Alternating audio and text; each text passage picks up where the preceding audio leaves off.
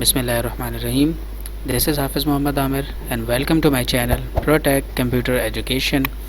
Viewers, आज का जो टॉपिक है वो ये है कि हम किस तरीके से अपना डेटा कंट्रोलर से व्यू में ट्रांसफ़र कर सकते हैं। तो इसके लिए हमारे पास तीन मेथड होते हैं, view back, view data and time data, जिसमें से आज हम यहाँ पे कवर करेंगे view back and view data. So आज की वीडियो का जो पर्पस है वो ये है कि हम अपना डेटा कंट्रोलर के थ्रू व्यू में पास करेंगे। ठीक है, तो आइए चलते हैं अपने डेस्कटॉप की तरफ।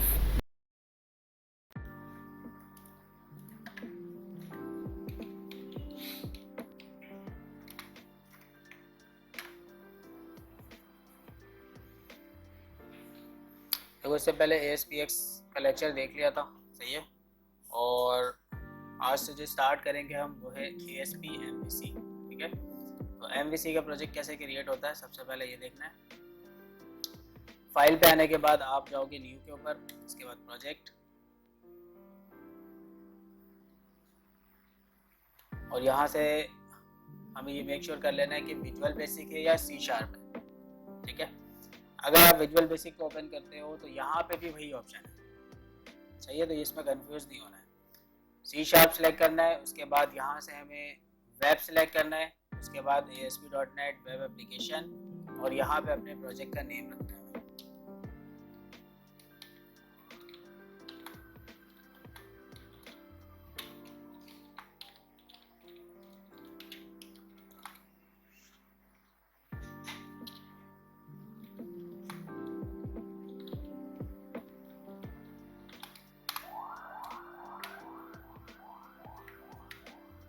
अब देखो, यहाँ पे आने के बाद हमें पहले MVC सेलेक्ट करना है इधर से, ठीक है। और उसके बाद यहाँ पे दो प्लेटफॉर्म है, एक एम्प्टी है और एक वेब फॉर्म है। अगर आप टेम्पलेट यूज करना चाह रहे हो तो वेब फॉर्म पे क्लिक करोगे, वरना एम्प्टी पे करोगे। तो हमें पहले क्या करना है, एम्प्टी पे काम करना है।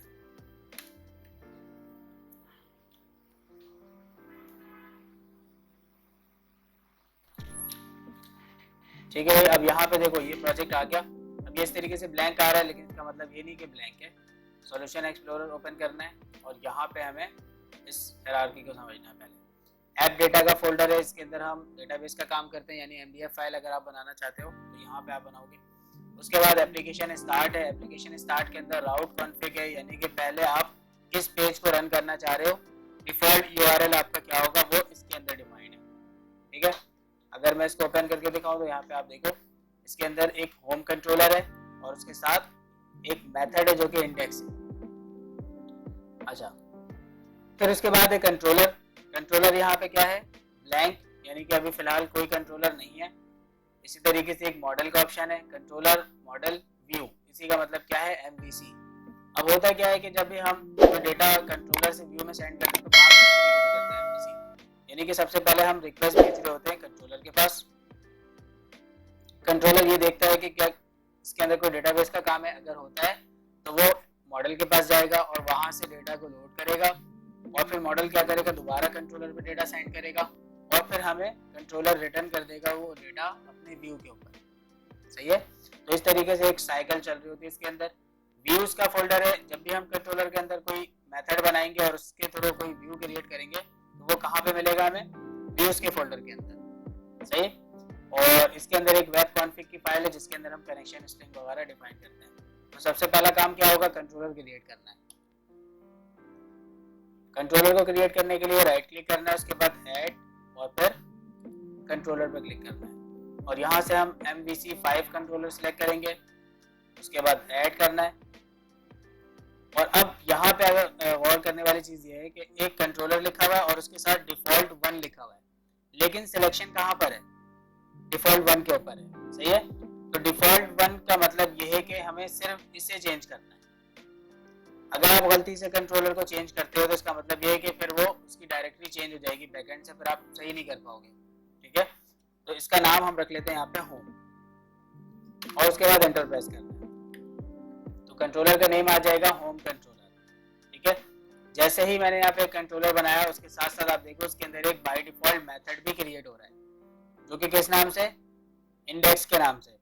और राउट कॉन्फ़िग की अगर बात की जाए तो इसके अंदर भी क्या डिक्लेयर है कि होम कंट्रोलर के अंदर कौन सा मेथड, इंडेक्स। तो इसका मतलब ये है कि अगर मैं इसे रन कर दूं तो बाय डिफॉल्ट कौन सा मेथड रन होगा, इंडेक्स का होगा। अब दूसरी चीज ये है कि इंडेक्स का जो मेथड है ये सिर्फ अभी एक मेथड है, इसका व्यू क्रिएट नहीं किया हम लोगों ने, ठीक है, कोई HTML पेज क्रिएट नहीं किया है। तो वो किस तरीके से होगा, इसी मेथड के अंदर आना है और राइट क्लिक करना है, फिर हमें आना है ऐड व्यू। पहले हम ये चेक कर लेते हैं कि भाई गो टू व्यू करके कि कोई इसका व्यू है या नहीं है। तो क्या कह रहा है, unable to find a matching view, यानी कि कोई इसको मैचिंग व्यू नहीं मिल रहा है इस मेथड का। तो क्या करना है, राइट क्लिक करना है, ऐड व्यू, उसके बाद यहाँ पे किस नाम से मेथड बनाना है, इंडेक्स। अब यहाँ पे और करने वाली बात यह है कि जिस नाम से मेथड होगा उसी नाम का व्यू होना चाहिए। अगर आप यहाँ पे नेम चेंज करते हो इसका मतलब ये है कि ये एरर हो जाएगा, ठीक है। जैसे ही आप ऐड के ऊपर क्लिक करोगे ये आपके सामने एक पेज क्रिएट करेगा और वो पेज हमें कहाँ पे मिलेगा, होम के फोल्डर के अंदर। होम का फोल्डर तो खुद बना है, बाय डिफॉल्ट बनाया नहीं है।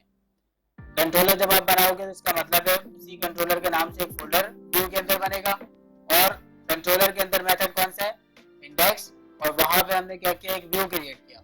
तो वही व्यू हमें कहाँ पे मिलेगा, इस व्यू के अंदर, और इसका जो एक्सटेंशन है वो क्या है, .cshtml। देखो यहाँ पे CSHTML का पेज क्रिएट हो गया। अब यहाँ पे एक चीज समझने वाली है कि अगर मैं इसको रन करता हूँ तो यहाँ पे जो टाइटल है इसका सेट है बाय डिफॉल्ट इंडेक्स, वो हमें नजर आएगा और उसके साथ साथ और भी चीजें नजर आएंगी, फूटर वगैरह, ठीक है। तो वो कहाँ से नजर आ रही होंगी वो भी देखना है। तो पहले मैं इसको रन करके दिखाता हूँ कि हमें इसका रिव्यू किस तरह मिल रहा है।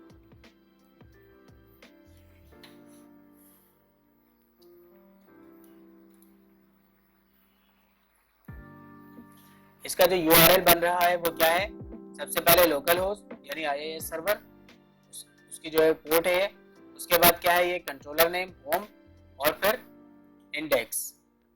इंडेक्स क्या है, मेथड है। अब MVC के अंदर काम किस तरीके से होता है कि आप URL के ऊपर मेथड को कॉल करते हो और मेथड हमें कहाँ पे रिटर्न करता है, अपने व्यू के ऊपर। क्लियर? अच्छा, ये रन हो चुका होगा। तो देखो यहाँ पे सबसे पहले लिखा हुआ आ रहा है एप्लीकेशन नेम, उसके बाद है इंडेक्स, और फिर उसके बाद क्या है, एक फूटर है।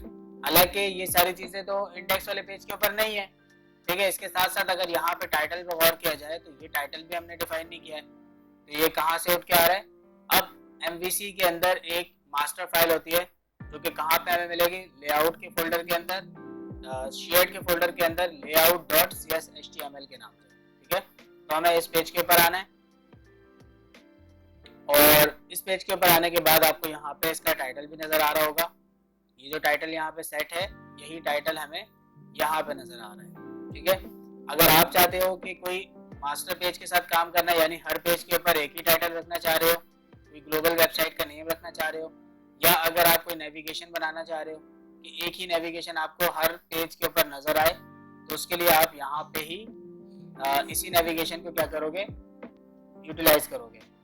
अगर आप चाह रहे हो कि हर पेज के ऊपर उसका अपना नेविगेशन नजर आए, यानी कि अलग अलग काम करना चाह रहे हो, फुल कस्टमाइज करके करना चाह रहे हो, तो आप क्या करोगे, फिर यहाँ से इस नेविगेशन को डिलीट कर दोगे। तो फिलहाल मैं इसको कमेंट कर देता हूँ, ये मैंने इसको कमेंट कर दिया, और साथ साथ मुझे इस बॉडी की जरूरत भी नहीं है, इसको भी कमेंट कर देते हैं, और उसके साथ साथ इन तमाम लिंक्स को भी कमेंट कर देंगे। सिर्फ यहाँ पे मैंने किस चीज को छोड़ दिया है, रेंडर बॉडी को, क्योंकि रेंडर बॉडी ही वो मेथड है जिसके थ्रू हमारे जो ये पेज है ये हमें गूगल क्रोम पे नजर आ रहा है, ठीक है। अगर मैं यहाँ से रेंडर बॉडी हटा दूँ तो फिर ये इस पेज को लोड नहीं करेगा। अब मैं दोबारा इसको सेव करके रिफ्रेश करता हूँ, रीलोड करके देखते हैं।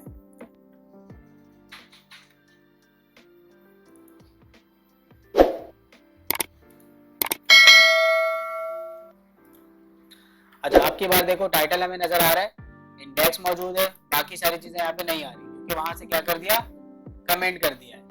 तो अब क्या करना है, अगर आप चाह रहे हो कि टाइटल भी अपनी मर्जी का है तो आप इस टाइटल को भी हटा दो यहाँ से, दोबारा से सेव करके इसको रिफ्रेश करते हैं।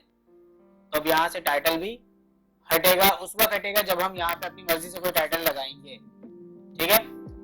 तो दोबारा से हमें आना है लेआउट के ऊपर और यहाँ से इस टाइटल को भी क्या कर देना है, कमेंट, इसको भी कमेंट कर दिया। और अब यहाँ पे आके हम अपनी मर्जी का टाइटल लगाएंगे। शॉर्टकट अगर आप HTML के कोड को लिखना चाह रहे हो तो HTML उसके बाद टैब प्रेस करोगे, ठीक है। और ये जो हमारा पेज है, फर्स्ट पेज है, इसको हम होम के नाम से सेव कर लेते हैं। अब अगर मैं यहाँ पे रिफ्रेश करूँ तो आपको यहाँ पे होम नजर आएगा। ठीक है, इसका टाइटल भी चेंज हो गया और ये पेज भी बिल्कुल ब्लैंक हो गया। अब आज का जो टॉपिक है हमारा वो ये है कि हम किस तरीके से व्यू बैक को यूज करते हुए कंट्रोलर से डेटा सेंड करेंगे व्यू के ऊपर। ठीक है, यानी हार्ड कोड होगा, अपनी मर्जी से हम वेरिएबल बनाएंगे, उसके अंदर डेटा स्टोर करेंगे, एक स्टूडेंट की इंफॉर्मेशन स्टोर करेंगे और तमाम डेटा को क्या करेंगे, हम इसके व्यू के ऊपर सेंड करेंगे ताकि हमें वो अपने व्यू के ऊपर नजर आए। ठीक है, तो डेटा सेंड करने के लिए यहाँ पे हमारे पास 3 मेथड होते हैं, व्यू बैक, व्यू डेटा और इसके अलावा होता है टेम्प डेटा। तो फिलहाल यहाँ पे हम 2 मेथड का यूज करेंगे, व्यू बैक और व्यू डेटा का। ठीक है, 2 प्रोसेस हमारे पास है। तो इसके लिए आप क्या करोगे, यहाँ पे आप आके लिखोगे व्यू बैक। ठीक है, ये व्यू बैक आ गया। उसके बाद हमें यहाँ पे लगाना है डॉट, इसका जो सिंटैक्स है, डॉट लगाने के बाद हम इस व्यू बैक का नेम सेट करते हैं, यानी अब इसका नेम क्या होना चाहिए। तो सबसे पहले मैं रख लेता हूँ आईडी, यानी उसकी आईडी क्या होगी स्टूडेंट की, इज इक्वल टू, और यहाँ पे डबल कोटेशन, यानी कि अब इस वेरिएबल के अंदर, इस कोटेशन के अंदर जो भी मैं डेटा पास करूंगा वो किसको असाइन हो जाएगा, इस आईडी को।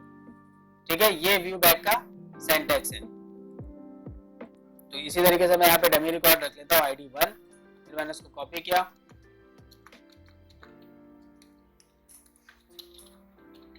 नेम, एज, कॉन्टैक्ट, बस।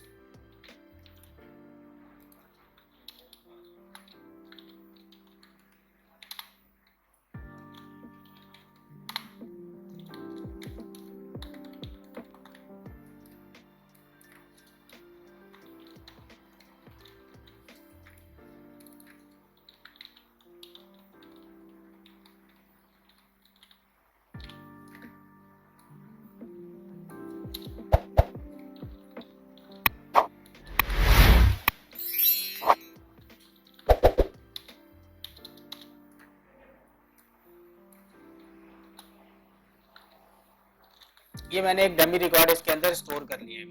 अब मैं ये चाह रहा हूँ कि ये जो डेटा है ये पास हो जाए इसके व्यू के ऊपर। तो 2 से 3 मेथड ऐसे हैं जिसके तो हम ये काम कर सकते हैं, लेकिन अभी का जो फिलहाल जो मेथड है वो क्या है, हम डायरेक्ट इस व्यू बैक को ही वहां पे कॉल करेंगे। ठीक है, अब हमें आना है दोबारा इसके व्यू के ऊपर, और ये याद रखना है कि वहां पे जो नेम सेट किया है वही नेम हमें यहाँ पे भी कॉल करना है। अब आपके ऊपर है, आप इसके या तो पैराग्राफ के ऊपर शो करा लो, या अगर आप चाहो तो उसको किसी हेडिंग के अंदर शो करा लो।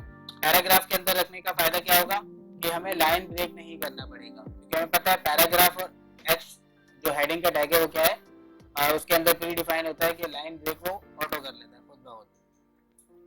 तो यहाँ पे हमें क्या करना है, व्यू बैक को शो कराना है। तो उसके लिए हम यहाँ पे रेजर सिंटैक्स का यूज करेंगे, जिसको हम जाहिर करते हैं यहाँ पे @ के साइन से।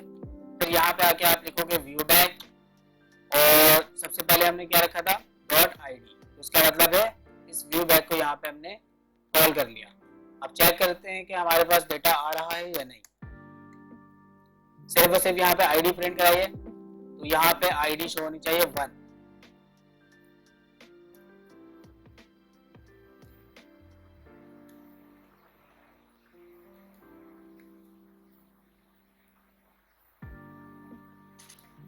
तो यहाँ पे हमारा डेटा आ गया। ठीक है, सिर्फ और सिर्फ आईडी प्रिंट कराइए।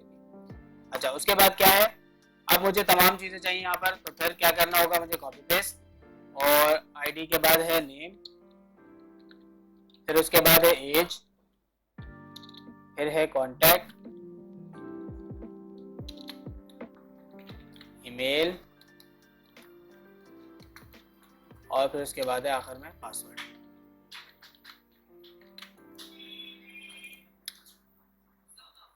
ठीक है, अब दोबारा से मुझे क्या करना है, इसको रिफ्रेश। तो ये पूरा डेटा यहाँ पे प्रिंट हो गया। तो इसका मतलब क्या हुआ कि हमने क्या किया, कंट्रोलर से डेटा पास किया है उसके व्यू के ऊपर। अब हम यहाँ पे एक एग्जांपल देख लेते हैं व्यू डेटा, कि व्यू डेटा किस तरीके से काम करते हैं। तो उसके लिए हमें क्या करना होगा, एक और मेथड क्रिएट करना होगा, यानी कि हम एक दूसरे पेज पे काम करेंगे। ठीक है, इससे आप लोगों को ये पता चलेगा कि हम एक न्यू पेज किस तरीके से बना सकते हैं। और व्यू डेटा क्या काम कर रहा होता है ये भी साथ साथ पता चल जाएगा। तो क्या करना है, हमें इस मेथड को कॉपी करना है।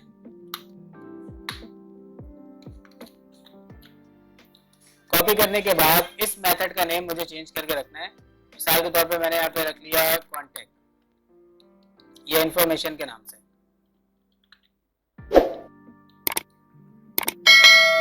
अच्छा, इंफॉर्मेशन के नाम से आप एक मेथड बनाया, इसका मतलब क्या है कि अब हमें राइट क्लिक करके इसका भी एक व्यू बनाना है। तो गो टू व्यू करके पहले चेक कर लेते हैं क्या लिखा हुआ आ रहा है, unable to find matching view, यानी इसका भी हमें एक व्यू क्रिएट करना है।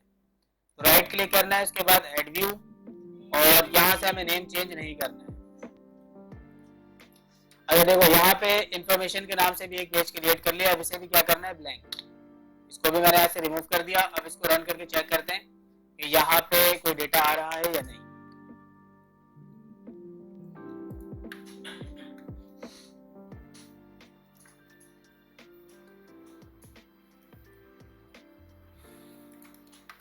तो बिल्कुल ब्लैंक है, इसका मतलब ये पेज भी सही से हमने क्या किया, रन कर लिया है इंफॉर्मेशन के नाम से। अब इसके अंदर क्या करना है, हमें डेटा सेंड करना है, लेकिन अब की बार जो मेथड यूज करेंगे हम वो क्या होगा, व्यू डेटा।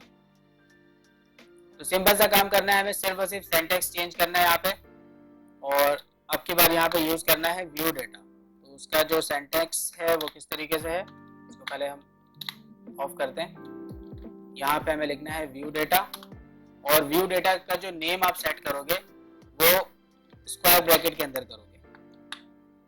यहाँ पे मैंने रखा आईडी, बिल्कुल वही काम है, बस यहाँ पे डॉट का फर्क है और यहाँ पे इस सिंटैक्स का फर्क है। उसके बाद इसके अंदर अगर डेटा स्टोर करना है तो फिर वही प्रोसेस।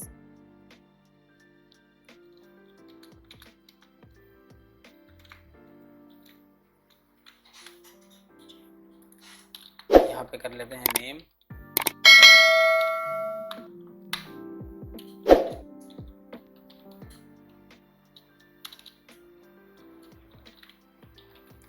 कॉन्टैक्ट, ईमेल,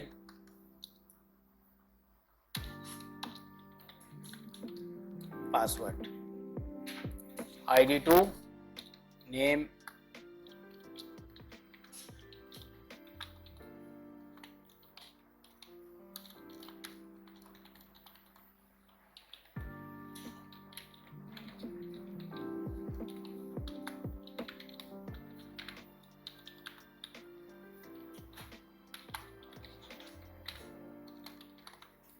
ये मैंने यहाँ पे एक डेटा सेव कर लिया। ठीक है, अब क्या करना है, मुझे सिर्फ इसे प्रिंट करना है वहां पर। तो अब मैं इसे कॉपी कर लूंगा ताकि स्पेलिंग मिस्टेक ना हो, और यहाँ पे भी HTML टैब लगा दिया। इसका जो टाइटल है वो चेंज करके रख लेंगे इंफॉर्मेशन।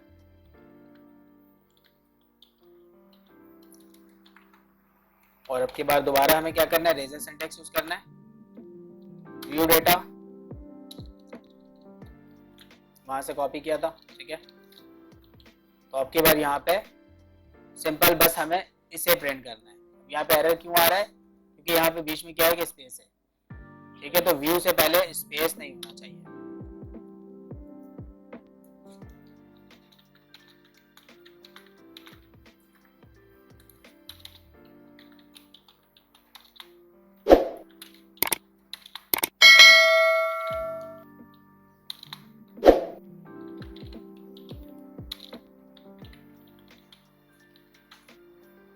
अब इसको रन करके देखते हैं।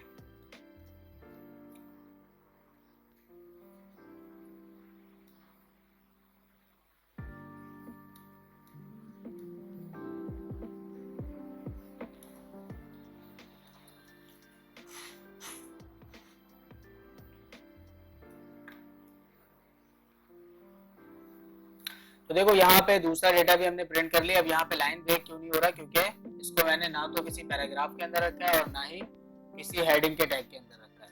ठीक है, तो आज का जो टॉपिक था वो क्या था, व्यू बैग और व्यू डेटा।